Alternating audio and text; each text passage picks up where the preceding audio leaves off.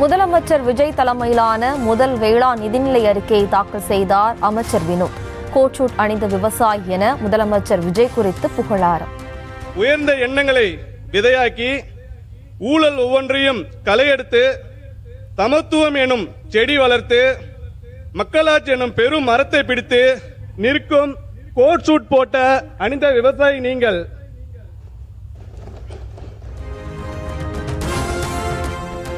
தமிழகத்தில் விவசாயிகளுக்கு 17,000 கோடி ரூபாய் பயிர்க்கடன் வழங்க இலக்கு. 3,000 கோடி ரூபாயில் மூலதன கடன் வழங்கப்படும் என்றும் வேளாண் பட்ஜெட்டில் அறிவிப்பு.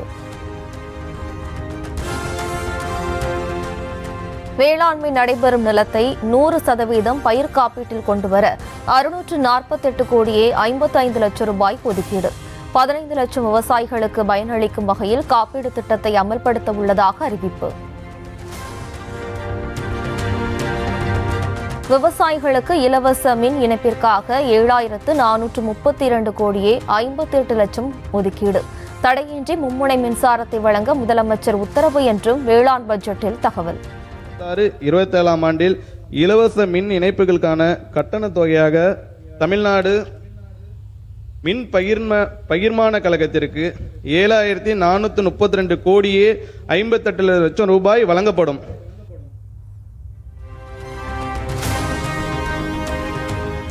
இயற்கை வேளாண் முறைகளை ஊக்குவிக்க தமிழ்நாடு மண்வள பாதுகாப்பு இயக்க திட்டம் 600 கோடி ரூபாய் மதிப்பீட்டில் 5 ஆண்டு திட்டத்தை அறிமுகம் செய்வதாக வேளாண் பட்ஜெட்டில் அறிவிப்பு.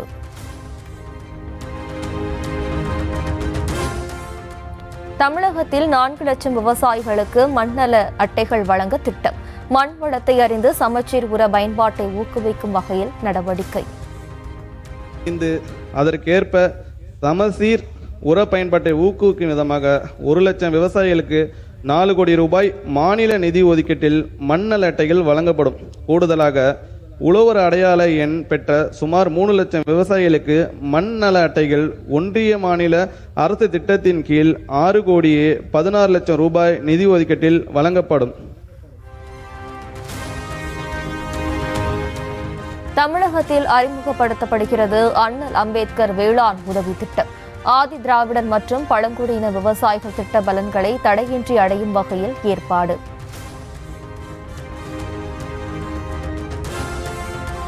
மக்கள் சேவகர் அஞ்சலை அம்மாள் பெயரில் விவசாயிகளுக்கு விருது வழங்கப்படும் என அறிவிப்பு. பயிர் விளைச்சல் போட்டிகள் நடத்தி வெற்றி பெற்றவர்களுக்கு விருது வழங்கி கௌரவிக்க ஏற்பாடு.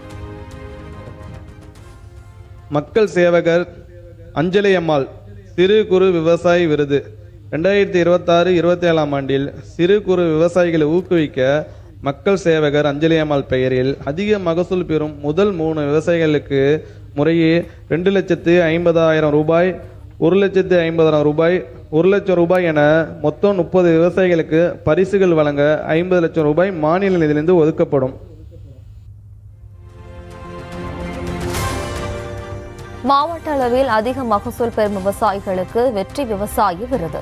உயிர்ம வேளாண்மையில் சிறந்து விளங்கும் விவசாயிகளுக்கு நம்மாழ்வார் விருது வழங்கப்படும் என்றும் வேளாண் பட்ஜெட்டில் அறிவிப்பு.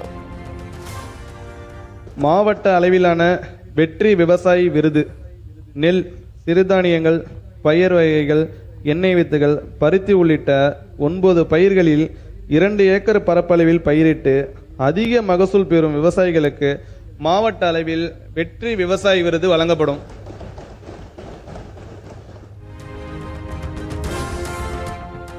கும்பகோணம் அருகே உள்ள சாக்கோட்டையில் நம்மாழ்வார் பெயரில் புதிய கல்லூரி 15 கோடி ரூபாய் செலவில் வேளாண்மை பட்டய படிப்பு கல்லூரி அமைக்கப்படும் என வேளாண் பட்ஜெட்டில் அறிவிப்பு. மாநிலமாக மாற்றும் நோக்குடன் தஞ்சை மாவட்டம் கும்பகோணம் அருகிலுள்ள சாக்கோட்டையில் இயற்கை வேளாண் விஞ்ஞானி நம்மாழ்வார் அவர்களின் பெயரில் ஒரு புதிய உயிர்மை வேளாண்மையை பட்டய படிப்பு கல்லூரி அமைக்க 15 கோடி ரூபாய் மாநில நிதி ஒதுக்கீடு செய்யப்படும். தமிழகத்தில் உழவர் செயற்கை நுண்ணறிவு திட்டம் செயல்படுத்தப்படும் என வேளாண் பட்ஜெட்டில் அறிவிப்பு. அரசு திட்டங்கள் உள்ளிட்ட அனைத்து அறிவுசார் வேளாண் சேவைகளையும் விவசாயிகள் கைபேசி வாயிலாக அறிய நடவடிக்கை.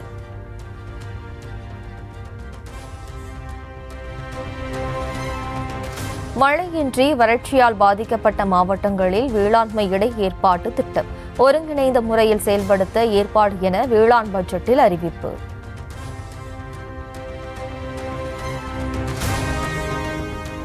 தமிழகத்தில் 73,360 ஏக்கரில் பருத்தி மறுமலர்ச்சி இயக்கத்தை செயல்படுத்த திட்டம் அறிமுகம். 40,000 விவசாயிகள் பயன்பெறும் வகையில் திட்டத்தை செயல்படுத்த உள்ளதாக அறிவிப்பு.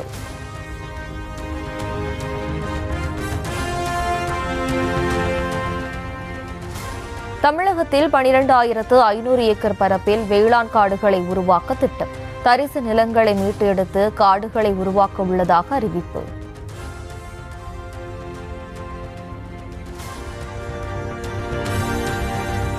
தமிழ்நாட்டில் நீர் மேலாண்மைக்காக துளி துளி தண்ணீர் திட்டம் செயல்படுத்தப்படும் என வேளாண் பட்ஜெட்டில் அறிவிப்பு. 785 கோடி ரூபாய் செலவில் 2,22,794 ஏக்கரில் திட்டத்தை செயல்படுத்த இலக்கு.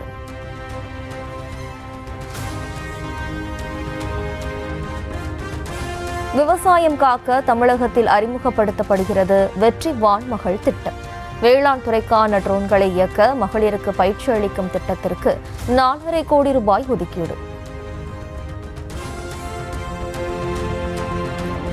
வெற்றி இல்லத்தரசி வீட்டு தோட்ட திட்டம் அறிமுகப்படுத்தப்படுவதாக அறிவிப்பு.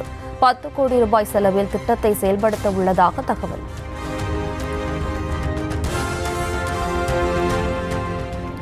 தமிழகத்தில் சிறுதானிய விவசாயத்தை ஊக்குவிக்க சிறுதானிய இயக்க திட்டம் 63,81,00,000 ரூபாய் செலவில் திட்டத்தை செயல்படுத்த உள்ளதாக அறிவிப்பு.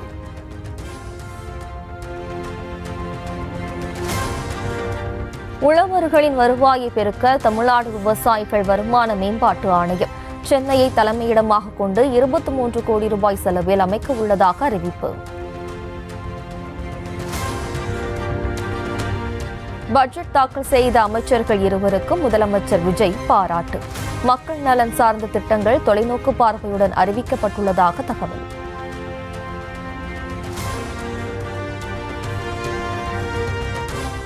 வறட்சி பற்றி பேசாமல் புகழ்ச்சி பாடி முதலமைச்சரின் உச்சிக்குளிர பாராட்டு மழை பொழியவே வேளாண் பட்ஜெட் தாக்கல்.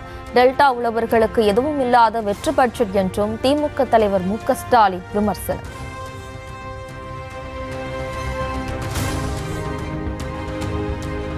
தவிக ஆட்சி அமைந்ததிலிருந்தே விவசாயிகளுக்கு ஏமாற்றமே கிடைத்துள்ளதாக உதயநிதி விமர்சனம். செய்ய முடியாத ஒரு சூழல் போன்றவற்றால் தான் இன்னைக்கு விவசாயிகள் இந்த ஆட்சி அமைஞ்ச நாளிலிருந்து கடந்த 3 மாதங்களாக அதிகமாக பாதிக்கப்பட்டது யார் பார்த்தீங்கன்னா விவசாயிகள் தான். வேளாண் நிதிநிலை அறிக்கையில் திட்டங்களுக்கு பெயர்கள் மட்டுமே மாற்றப்பட்டுள்ளதாக சாடு. தமிழக வேளாண் பட்ஜெட்டில் ஏமாற்றம் மிஞ்சி இருப்பதாக அதிமுக பொதுச் செயலாளர் எடப்பாடி பழனிசாமி குற்றச்சாட்டு. குத்தக விவசாயிகளுக்கு 10,000 ரூபாய் வழங்கப்படும் என்று தவிக வாக்குறுதி உள்ளிட்ட எந்த திட்ட அறிவிப்பும் இல்லை என்றும் விமர்சனம். குத்தக விவசாயிகள் மற்றும் விவசாய கூலி தொழிலாளர்களுக்கு உழவர் உரிமை அட்டை வழங்கப்படும் முறை அறிமுகப்படுத்தப்படும். இந்த உரிமை அட்டை வைத்திருக்கும் உழவர்களுக்கு ஆண்டுக்கு 10,000 ரூபாய் உதவித்தொகை நேரடியாக அவருடைய வங்கி கணக்கில் செலுத்தப்படும் என்ற அறிவிப்பு தான் கொடுத்தாங்க. இனிக்க விவசாயிகளை ஏமாற்றுகின்ற விதமாக, விவசாய தொழிலாளிகளை ஏமாற்றும் விதமாக தேர்தல் நேரத்தில் அறிவிப்பை கொடுத்துவிட்டு இந்த வேளாண் பட்ஜெட்டில் இந்த அறிவிப்பெல்லாம் எதுவுமே இடம்பெறல. வேளாண் பட்ஜெட்டில் புதிதாக எதுவும் இல்லை, உழவர்களுக்கு ஊக்கத்தொகை எதுவும் அறிவிக்கப்படவில்லை என பாமக தலைவர் அன்புமணி கருத்து. நிதிநிலை அறிக்கை மீதான விவாதத்திற்கு பதிலளிக்கும் போதாவது பயனுள்ள அறிவிப்புகளை வெளியிடுமாறு தவிக அரசுக்கு வலியுறுத்தல். வேளாண் பட்ஜெட் ஏமாற்றம் அளிப்பதாக தேமுதிக பொதுச் செயலாளர் பிரேமலதா விமர்சனம். நெல் மூட்டைகளை பாதுகாக்க உரிய நடவடிக்கை எடுக்க வேண்டும் என கோரிக்கை. திறந்தவெளி நெல் கிடங்குகள் இன்னைக்கு பயிர் பண்ணி அதை கொண்டு வந்து வச்சு அது மழையில நனைஞ்சு முளை விட்டு அது நாசமாகுகின்ற நிலைமை தமிழ்நாடு முழுக்க இருக்கு. இதற்கான அறிவிப்பு இல்லாததை தேமுதிக கடுமையாக நாங்கள் கண்டிக்கிறோம். ஆட்சி மாறும்போது மக்களுக்கு பயனுள்ள நல்ல திட்டங்களை தொடர்வது வழக்கம்தான் என அமைச்சர் நிர்மல்குமார் பேட்டி. திமுகவின் திட்டங்களுக்கு தவிக ஆட்சியில் ஸ்டிக்கர் என்ற விமர்சனத்திற்கு பதில். எல்லா திட்டங்களுமே தமிழக அரசியலில் செயல்படுத்த வர திட்டங்களும் எல்லாமே வந்து 70 வருஷம் 80 வருஷம் ஒவ்வொரு திட்டங்களாக செயல்படுத்திட்டு வர திட்டங்கள் தான். ஒவ்வொன்றும் ஒவ்வொரு காலகட்டங்களில் ஒவ்வொரு அரசு கொண்டு வந்தது. அந்தந்த திட்டங்களை அந்தந்த அரசு அடுத்த அரசு வர்றப்போ நல்ல திட்டங்களை எடுத்து அதை செயல்படுத்துறதும் தேவையில்லாமல் ஏதாவது ஒரு திட்டங்கள் வந்து சரியாக செயல்படவில்லை என்றால் அதை மாற்றி அமைக்கும் விதத்திலும் நடக்கிறது நடைமுறை தான். அதில் எங்கள் திட்டத்தை கொண்டு வந்தோம் உங்கள் திட்டத்தை கொண்டு வந்தோம் எதெல்லாம் மக்களுக்கு பயனுள்ள திட்டங்களோ அனைத்து திட்டங்களும் விரைவாக நல்ல முறையாக செயல்படுத்துவதற்காக இருக்குது. கடந்த ஆட்சியாளர்கள் பொதுத்துறை நிறுவனங்களை மூடும் அளவிற்கு நிதி நிலைமையை மோசமாக விட்டு சென்றதாக அமைச்சர் நிர்மல்குமார் குற்றச்சாட்டு. நிதி ஆதாரத்தை பெருக்க திமுக அதிமுக செய்தது என்ன என கேள்வி. மூடும் அளவிற்கான நிலைமையில தான் இவர்கள் விட்டு சென்றிருக்காங்க. நிதிநிலை வந்து எங்கேயுமே வந்து நிதி ஆதாரம் வந்து சொல்றாரு. நேற்று எடப்பாடி சொல்றாரு புதிய ஆதாரத்தை பெருக்குவதற்கு எந்த முயற்சியும் செய்யலன்னு. நீங்க என்ன செஞ்சீங்க? புதிய ஆதாரத்தை பெருக்கிறதுக்கு திரு எடப்பாடி அவர்கள் என்ன செஞ்சார்? எதுவும் செய்யலை. சரி, 5 வருஷத்துக்கு முன்னாடி திரு ஸ்டாலினும் திரு உதயநிதி அவர்களும் இதே இடத்துல தான் வந்து போனாங்க. அப்போ நீங்கள் புதிய அளவில் நிதி ஆதாரத்தை பெருக்க என்ன செஞ்சீங்க? எதுவும் செய்யலை. ஆனால் கண்டிப்பாக முதல்வர் அவர்கள் எல்லா விதத்திலும் இதை சீரமைக்கும் வேலையை செஞ்சுட்டு இருக்கிறார். ஆன்லைனில் முன்பதிவு செய்தால் வீடு தேடி மதுபானம் விற்கப்படும் என வெளியான தகவலுக்கு அமைச்சர் விக்னேஷ் மறுப்பு. டாஸ்மாக் கடைகளில் மதுபான வகைகள் எவ்வளவு இருப்பு உள்ளது என்பதை ஆன்லைனில் தெரிந்து கொள்ளலாம் என விளக்கம். ஆன்லைன்ல தான் கொடுக்கவே இல்லையே. நீங்க ஆன்லைன்ல பே பண்ணிட்டு கடைக்கு போனா தானே உங்களுக்கு அந்த ப்ராடக்ட் கொடுப்பாங்க. இது டெலிவரி கிடையாது. எப்படி டெலிவரி? இது வந்து பேமெண்ட் மெத்தட் தான். இது எந்த கடையில எந்த மதுபானங்கள் இருக்குங்கிறது இது மூலமா நம்ம தெரிஞ்சுக்கலாம். ஏதாவது ஒரு மதுபான ஆலைக்கு முக்கியத்துவம் கொடுக்கறாங்களா அப்படிங்கறது இது மூலம் தெரிஞ்சுக்கலாம். சோ இது முழுக்க வெளிப்படைத்தன்மையா இருக்கும். சென்னை தலைமைச் செயலகத்தில் அமைச்சர் ஆனந்துடன் அதிமுக அதிருப்தி எம்எல்ஏக்கள் சந்திப்பு. அத்திக்கடவு அவினாசி 2ஆம் கட்ட திட்டத்தை செயல்படுத்த வலியுறுத்தி சந்தித்ததாக எஸ்பி வேலுமணி விளக்கம். அதிமுக ஆட்சியில் கொண்டு வந்தோம். அத்திக்கடவு அவினாசி திட்டம் 2 அதை வந்து கண்டிப்பாக இப்போ இருக்கக்கூடிய தாவைக்கு அரசு நிறைவேற்ற வேண்டும் என்ற அந்த கோரிக்கையை முக்கியமாக வச்சோம். ஏன்னா கோயம் மாவட்டத்துக்கு விடுபட்ட குளங்களுக்கு குறிப்பாக என்னுடைய தொண்டாமுத்தூர் தொகுதியும் அதில் சேரப்பட்டு அதிமுக ஆட்சியில் அறிவித்தோம். 5 வருஷமாக திமுக கிடப்பில் போட்டாங்க. அந்த திட்டத்தை மீண்டும் செய்யணும்னு சொல்லிட்டு தான் இப்போ நாங்கள் வந்து அதை வந்து வலியுறுத்தினோம். அந்த திட்டத்தை நிறைவேற்றணும் நிறுவனத்துறை அமைச்சர் பார்த்து வலியுறுத்தணும். தாவேக்காவில் இணையும் திட்டம் எதுவும் இல்லை என்று முன்னாள் அமைச்சர் எஸ்பி வேலுமணி திட்டவட்டம். அதிமுக எங்களுடைய கட்சி, எதுக்கு அந்த கேள்வி கேட்கறது தப்பு. நீங்கள் அதிமுக எங்களுடைய கட்சி, எங்களை வளர்த்த கட்சி. நாங்கள் வந்து அந்த அந்த நிலையை வந்து சில பேர் அப்படியே அதை கிளப்பிடுறாங்க. அதெல்லாம் கிடையாது. அது மட்டும் இல்லை, அந்த பிரச்சனை இல்லை. அதிமுகவில் தொடர்ந்து செயல்பட்டு வருவதாகவும் விளக்கம். அமைச்சர் ஆனந்தை சந்தித்த நிலையில் அதிமுக பொதுச் செயலாளரை சந்திக்காத முன்னாள் அமைச்சர் சி.வி. சண்முகம் எடப்பாடி பழனிசாமியை ஏன் சந்திக்க வேண்டும், அவருடன் எனக்கு என்ன உள்ளது என்றும் கேள்வி. அவரையா நாங்க சந்திக்கணும்? அவருக்கு எனக்கு என்ன ஆகுது? அவரையா நாங்க சந்திக்கணும்? சட்டமன்றத்திலிருந்து புறப்பட்ட போது உதயநிதி காரில் ஏற முயன்ற எடப்பாடி பழனிசாமி.